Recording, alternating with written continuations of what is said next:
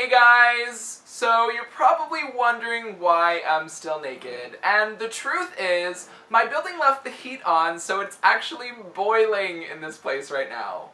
But it's also time for another Body Talk Tuesday.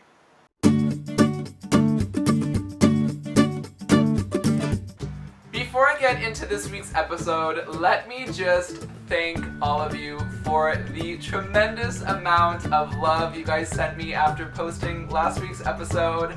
I was honestly super nervous about doing it. I mean, it's really personal, it's my story, and I was only met with love. So you guys are the best. Thank you guys so much. As promised, this week's episode is going to be about how I lost all my weight. This is the point where I really wish that I was advertising some magic pill or this killer diet, but the truth is I really did it the boring, seemingly unrealistic, just eating better and exercising way. My best tip for eating is never force yourself not to eat something. Cake is fucking delicious and you deserve to have a slice. It's just all about portion control and compensating.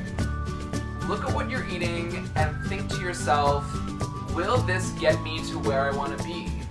If the answer is no, that's still okay. Just know that it's going to take an extra half hour on your bike to compensate for that. Speaking of bike, exercising really is important. Now, what's not important is where you do it. It took me forever to feel comfortable going to a gym. So just do what you can where you're comfortable doing it. I luckily had this fantastic park that I used to live by, and I would go for night runs. And by runs, I mean I would run for about 10 minutes and then end up walking the rest of the 2 hours it took me. But that's what I did, and look at me now. I'd also really love to tell you that it only took a few months for me to lose the 90 pounds that I lost, but it actually took me a few years. After hitting rock bottom and decided I needed to make my change, I dropped 10 pounds instantly and it was fantastic. But then I hit this amazing thing called plateau. This word is haunting and it doesn't go away. I remember hitting a plateau every 20 pounds and they would last for months at a time. It was honestly my nightmare. I just remember no matter what I did, I could never make it past the 230s, and it drove me nuts for such a long time.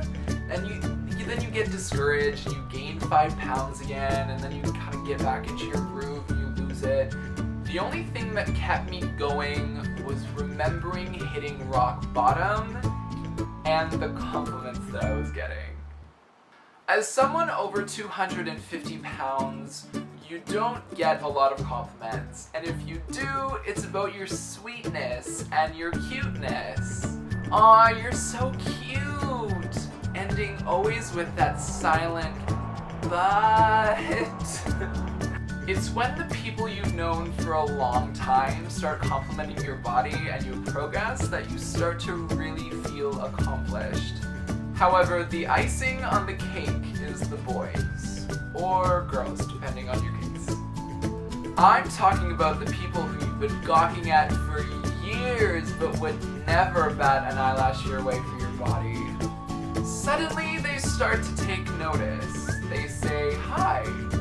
They start hitting on you. Ha! Fuck yourselves!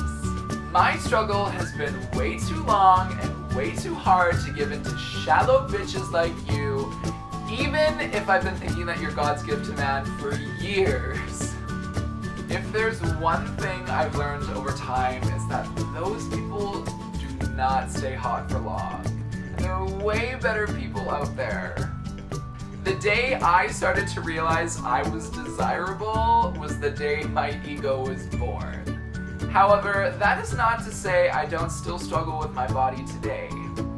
That is a story for another week. Before I go, I want to open the door up to you guys. I really want to have a question segment at the end of every episode of Body Talk Tuesdays. So if you have a question after watching either the first episode or this episode, leave it in the comments below or tweet it to me at Someday Special with the hashtag BodyTalkTuesdays. I cannot wait to answer your guys' questions. Bonne nuit, mes amis. I will see you guys next week. Okay, love you guys. Bye!